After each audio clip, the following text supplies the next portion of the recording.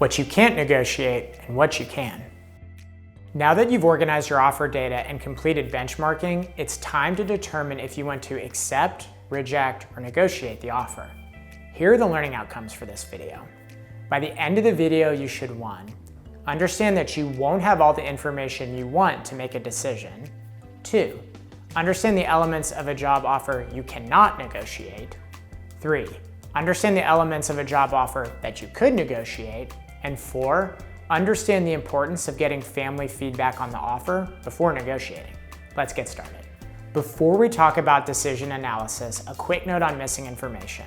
Unfortunately, you probably won't have all the data you want by the time you must decide to accept, reject, or negotiate the offer. Maybe this is because you have limited time to get back to the employer, or maybe it's because you haven't gotten all your benefits questions answered. No matter the reason, it's okay. You did your best to gather information, so you should just move forward with what you know. There are some offer elements that probably can't be negotiated, so no need to spend time thinking about them. The first is job status. For example, you probably can't ask the employer to change a part-time intern position to a full-time employee position. The second is compensation conditions such as vesting or clawback. These conditions are typically part of structured programs that apply to all employees. The third is preconditions to employment. For example, an employer will probably pull the job offer if you ask them to skip the background check or the drug test. Of the remaining elements of a job offer, there are 4 you can potentially negotiate. Those 4 are job title, comp and benefits, start date, and the offer expiration date. Let's talk about each one.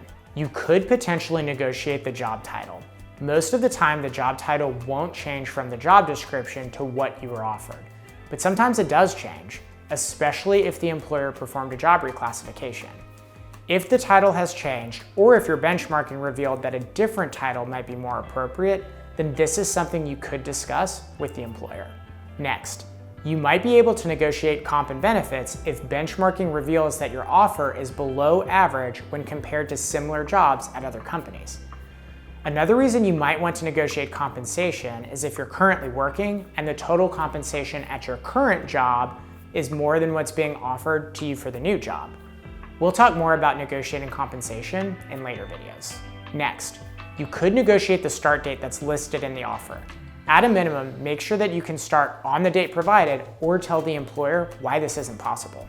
Finally, you could negotiate the date the offer expires. If you think you'll need additional time to analyze your offer or to prepare for negotiations, then you'll want to ask for an extension to the offer expiration date. One final note to end on.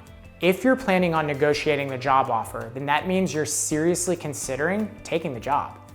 If that's the case, then get feedback on the offer from other people who will be impacted by the new job.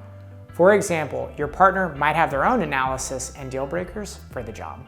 That's the end of this foundational video, but just a reminder that this video is part of a longer playlist. The playlist is in chronological order, meaning videos at the beginning of the playlist cover things that occur at the beginning of a job search and vice versa. If you liked this video, then you should check out the other videos in the playlist. If you thought this video was confusing, then try going backwards in the playlist to learn more about job search up until this point, or even forwards in the playlist to see how things come together. Thanks.